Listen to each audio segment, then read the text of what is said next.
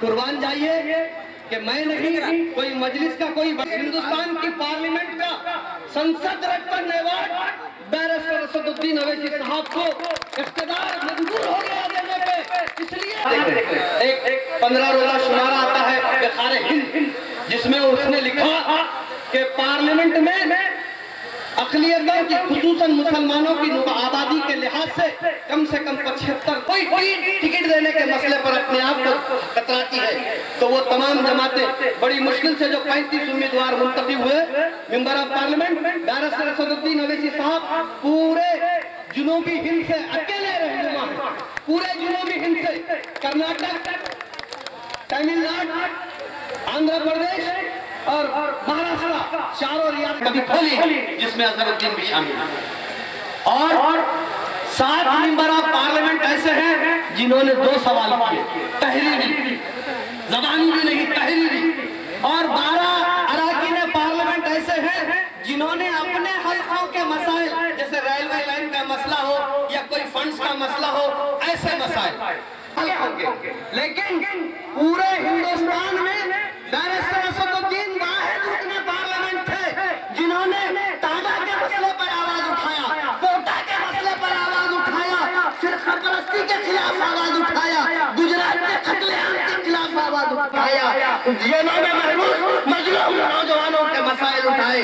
कोई ऐसा मसला नहीं जो हमारी जरूरत का हो, हर मसले को ऐवान पार्लियामेंट में की क़ियादत आप देख रहे हैं कि जहां जहां भी आज मोदी अगर किसी से परेशान है पूरे हिंदुस्तान में, कांग्रेस को तो गली गली फिरा रहा है, लेकिन अगर कहीं डर रहा है तो सिर्फ बैरिस्टर असदुद्दीन अवैसी। हिंदुस्तान में कोई ऐसा बेबाक जियाला रहनुमा है क्या? वाले पार्लियामेंट में एक मरतबा ऐसा भी आया था कि जो पार्लियामेंट के अंदर फातिमी साहब जो member of parliament Lalu Prasad Yadav की पार्टी के थे, मिनिस्टर भी थे, तंजिया अंदाज में कहा कि ये जानवर जा रहा है, इख्तियार पर बैठे हुए हैं, फातिमी मिनिस्टर है, तमाम मिनिस्टरों को जो सियासी एतबार से बालाए ताक होकर एक मिनिस्टर की बेइज्जती हो रही है, किसी ने उनकी मदद नहीं की। कि मल्होत्रा साहब अभी आपने कहा कि जानवर जा रहा है, आपको मालूम जानवर कैसा होता है? तो मल्होत्रा ने कहा, वो नासमझ बच्चा उठकर कहा कि मुझे नहीं मालूम कैसा होता है। अगर मूजी जानवर को अगर हिंदुस्तान में देखना है तो नरेंद्र मोदी को देखो। ये कहा, ये बेबाकी और जुर्रत मजलिस की आज जिससे बीजेपी खायफ और परेशान है। हैदराबाद में तकरीर करते हैं, लेकिन उसके असरात उत्तर प्रदेश पर है, उसके असरात मध्य प्रदेश में, उसके असरात गुजरात में, उसके असरात महाराष्ट्र में, उसके असरात कर्नाटक में, उसके असरात केरला में, उसके असरात तमिलनाडु मतलब बंगाल में। तो आपको राज़ी करने के लिए, आपको लालूच देने के लिए कभी साड़ियां बांटी गई, कम्बलें बांटी गई, कभी पैसा बांटा गया। तो लोगों ने आके सालार मोहतरम से कहा कि सालार वो लोग ये बांट रहे हैं, आप भी कुछ बांट रहे हैं क्या? तो सालार ने कहा कि भाई ये बांट रहे कहीं को बांट रहे, तो बोले आप खड़े हुए हैं तो इसलिए बांट रहे, तो मेरी वजह से डरते बांट रहे ना, तो मैं बांटने के बराबर हो गया। तो आज आपकी गली कूचों में धड़ाधड़ जो पकड़े जा रहे हैं, रोज पकड़े जा रहे हैं, इधर से उधर मुंतकिली में पकड़े जा रहे हैं, वो आते रहेंगे, लेते रहना, खाना पीना उनका, गाना बजाना अपना। आजादी है, हक है, तुम्हारा ही खून चुसा हुआ है, तुम्हारा ही लूटा हुआ है, खाना पीना उनका, गाना बजाना अपना।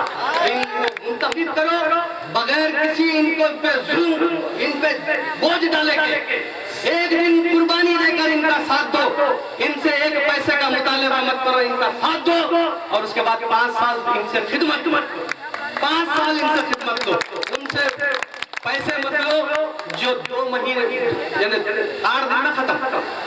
राजला पैसा राजला पाए, ऐसा लिए वैसा चले जाता, 8 दिन डाल लिए, पी लिए, खत्म। फिर उसके बाद 4.5 साल मुसीबत में पूरी जिंदगी। तो अपनी जिंदगियों को, अपने महलों को खूबसूरत बनाने, खुशहाल रखने और अपनी तरक्की के लिए आपको ऐसे उम्मीदवारों को कामयाब करना होगा। नौजवान बच्चा हमारा MBA किया हुआ है, महबूब साहब MBA किए हुए नौजवान आगे बढ़ना चाहते हैं। इनकी हिम्मत अफजाई कीजिए, इन्हें कामयाब कीजिए। ये मिल्लत का दर्द रखकर आपके दरमियान आए हैं। आप ये चाहते हैं कि बेबाकी के साथ दीगर अपनाए वतन को जो सहूलतें मराते मिल रही वो मराते आपको भी दिलाएं। आज राशन कार्ड के लिए तड़पना पड़ता है, वोटर आईडी कार्ड बनना नहीं चाहते। वोटर आईडी कार्ड में से जहां आपकी अक्सरियत है वहां काट दिया जाता है। आपको लोन्स नहीं मिलते, आपके वज़ाइफ के लिए घर घर भटकना पड़ता है। अरे हद तो ये है कि हम तमाम मसाइब और मुश्किलात के बावजूद हम जो है तो हर एक का साथ दिए, लेकिन हम फिरका परस्ती के दम घुलते हुए माहौल में जीना नहीं चाहते। हम फिरका परस्ती की ये तबाही और बर्बादी देखना नहीं चाहते। हम मुल्क में अमन चाहते हैं। हम दिगर अपनाए वतन के साथ खांधे से खांधे मिलाकर चलना चाहते हैं। हमारे एसटी भाई जिनको बरसों से जिस तरीके से हमें बहलाया और फुसलाया कर धोखा दिया जाता रहा है, इन्हें भी धोखा दिया जाता रहा है। उन तमाम से यह ख्वाहिश करते हैं कि आज करनूल अदोनी में जयराज भी कला हस्ती दो नौजवान मजलिस के टिकट पर लड़ रहे हैं। यही नहीं बल्कि इस वक्त मजलिस इत्तेहाद मुस्लिमीन रायलसीमा और आंध्रा में 100 से ज्यादा कैंडिडेट अपने ठहरा किए। चित्तूर, कर्नूल, कड़पा, अनंतपुर, रायपुर, ताड़पत्री तमाम इलाकों से अपने 120 से ज्यादा के खायदे मोहतरम की तबीयत का साथ है। एक लंबा सफर तय करके आ रहे हैं। कोई स्टेज पर मत चढ़िए, मैं आपसे इल्तिजा कर रहा हूं, कोई स्टेज पर मत चढ़िए, कोई स्टेज पर मेहरबानी करके स्टेज से हट जाइए। खायदे मोहतरम कोई मत चढ़िए।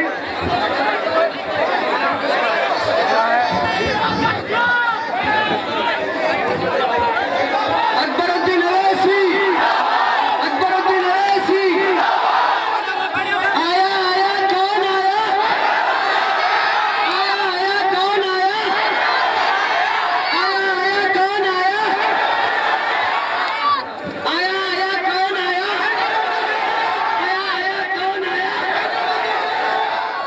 अब नासिर भाई स्टेज पर आए।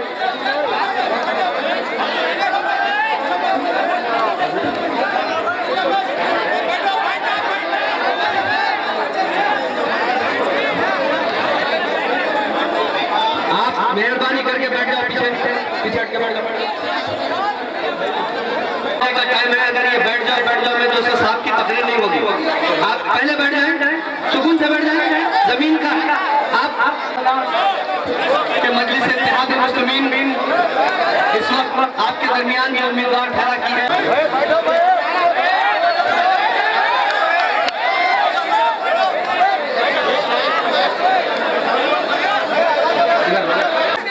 ये MBA में नौजवान हैं जो दर्द रखकर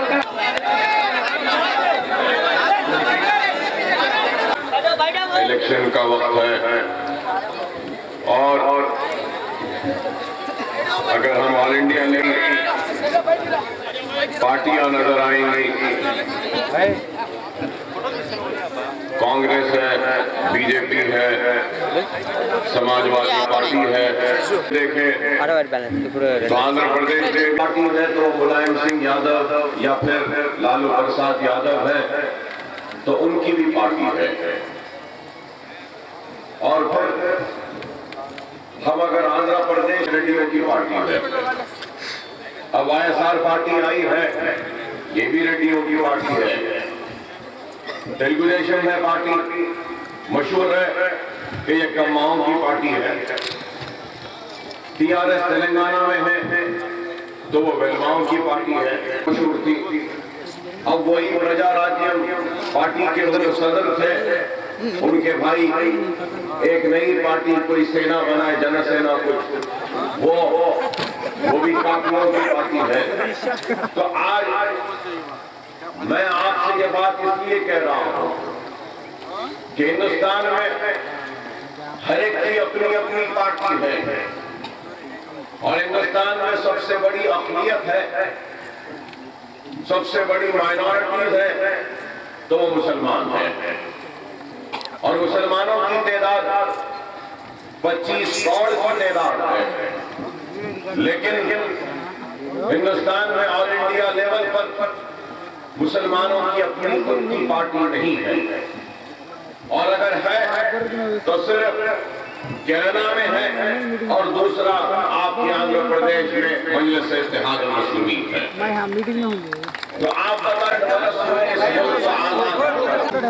अंग्रेजों की गुलामी से आजादी हुई, हमारे हिंदुस्तानियों को ये उम्मीद थी कि हिंदुस्तान में खुशहाली आएगी, तरक्की आएगी, बेरोजगारी दूर होगी, बेघरों को घर मिलेगा, लाइट होगी, पानी होगा और 2 रोटी होगी खाने के लिए।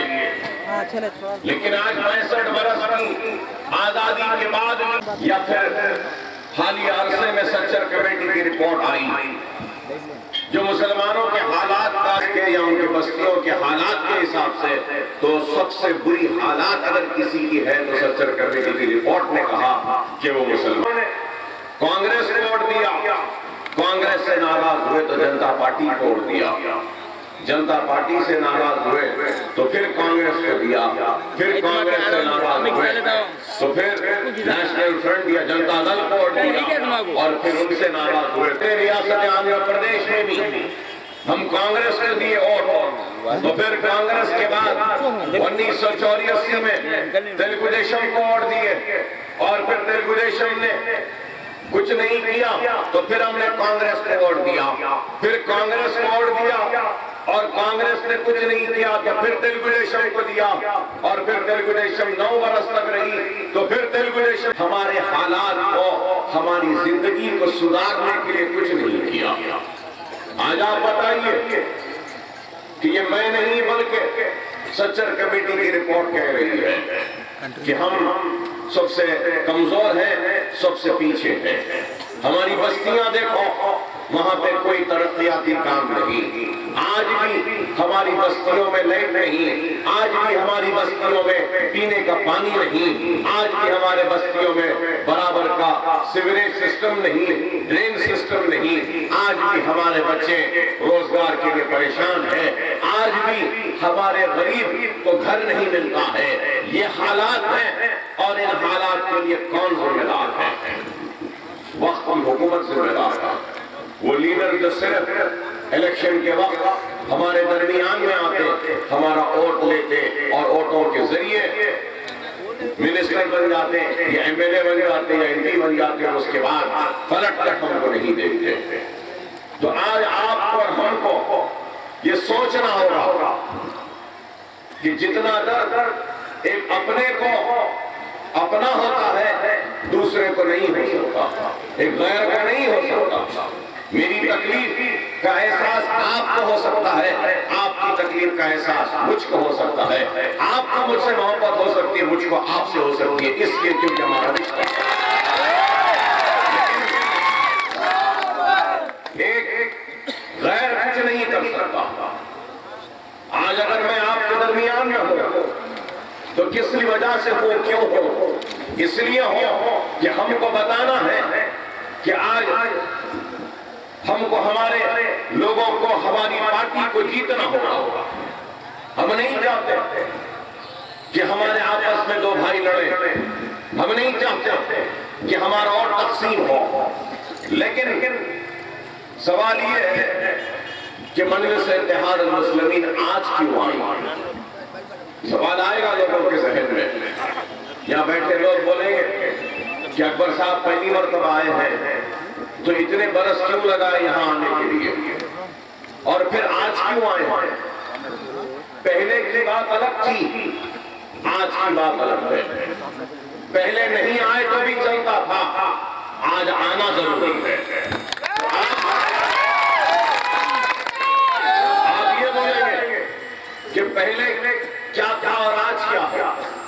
पहले ये आंध्र प्रदेश था और आंध्र प्रदेश में थे और आंध्र प्रदेश की असेंबली में हम मजलिस के एमएलए थे और आंध्र प्रदेश की असेंबली में हम यहां से जीतो या न जीतो, आप हमको वोट दो या न दो, एक रियासत थी तो आपके दुख और तकलीफ पर हम आवाज उठाने वाले आंध्र प्रदेश के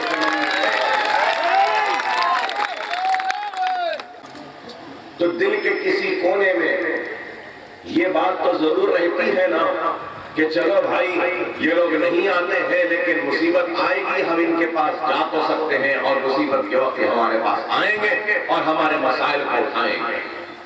लेकिन आज तेलंगाना बन गया, तेलंगाना बन गया और आपका ये हिस्सा करनूल, नंदियाल, ये कड़पा, ये अनंतपुर, ये